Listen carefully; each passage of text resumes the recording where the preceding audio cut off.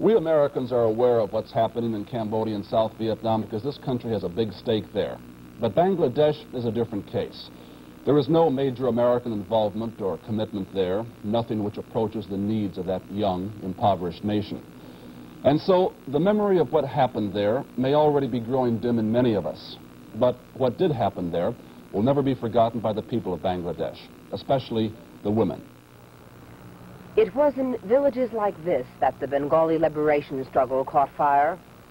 And it was in villages like this that the Pakistan Army took its revenge. The villagers still speak of it, the men telling their stories of fighting, the children telling their stories of running and hiding. It is the women who are silent, women like Saira. She is 16 years old, a widow, and pregnant with the child of a Pakistani soldier.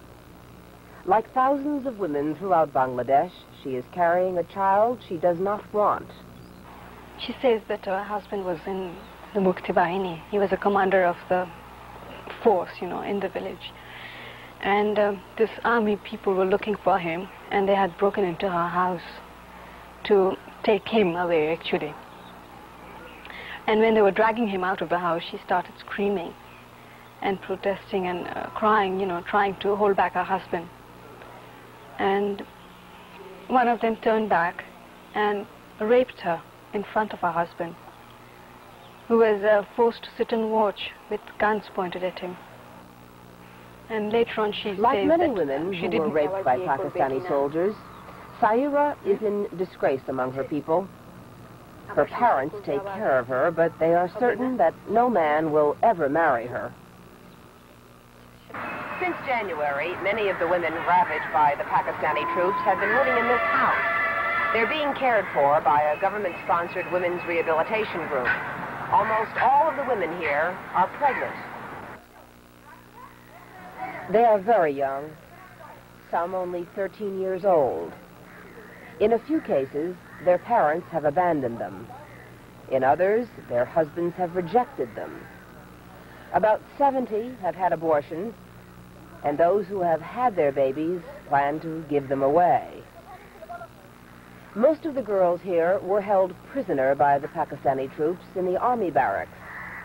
For weeks, each day and each night, they were forced to submit to whatever the soldiers demanded. This is Rushanara, 14 years old and 7 months pregnant. She was abducted from her home in Dhaka and taken to the army barracks, where she remained for 3 months. She says there were nights when as many as 30 soldiers forced themselves on her. Sheikh Mujibur Rahman has said that these women are heroines. But politics, the war, and even the liberation are not really the concerns of these women. They are the innocent victims of war, and the children they bear will share in their grief. This is Liz Trotta, NBC News, in Dhaka, Bangladesh. Many of the soldiers who attacked those women are among the 100,000 Pakistani prisoners of war held by India. India has offered Pakistan what it calls unconditional talks